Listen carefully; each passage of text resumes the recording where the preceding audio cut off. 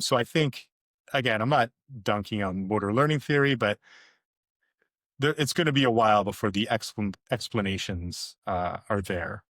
Do you think the So Soviets, that was part of the reason why they had sort of a everything in the kitchen sink approach to weightlifting? yeah, I mean, that's a good. I think that is part of it. Like one of the very early theorists in learning theory or motor learning theory was a Russian. I can't remember his name. I'll find it and I'll put it in the show notes.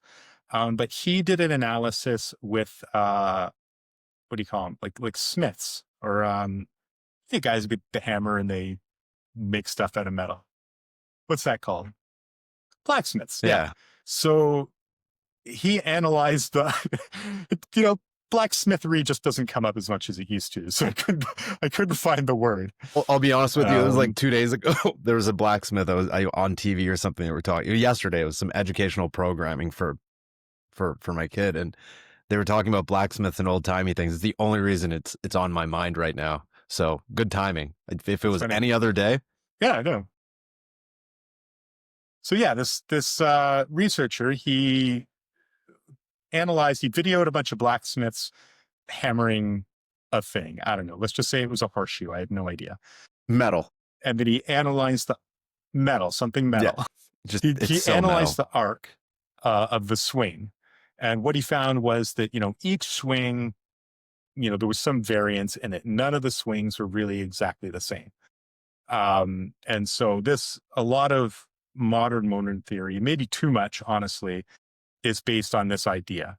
And you still Was see it it just that cited in books observation on it was motor based learning off theory. of? Again, I don't want to do a disservice to motor learning theorists. It's, work has been done since, but that does still get cited. And so it's not a big stretch, I don't think, to think that or to suggest that, the Soviets were so big on this because it was a Russian who first identified, this pattern or made this observation. But I don't know. It's I'm guessing. it sounds very very like Um, something that would go on a poster too. well, a guy with a hammer would definitely go on a Soviet I poster. mean, So that you could find the about imagery 50 of matches. those. Yeah. Yeah. So I think, one of the nice things or what I do think is going on with a lot of these, like the variety, or one of the ways I do like to use variety when teaching someone things, is not variety for variety's sake, but rather variety is a way to simplify a movement.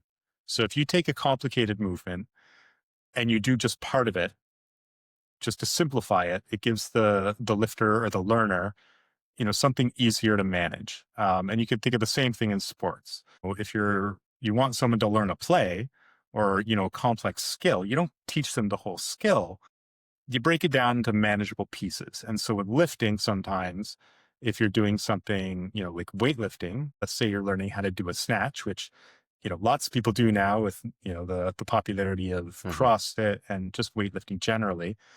You don't just start someone off with a bar and say, okay, do a snatch. It looks like this. Here's a video.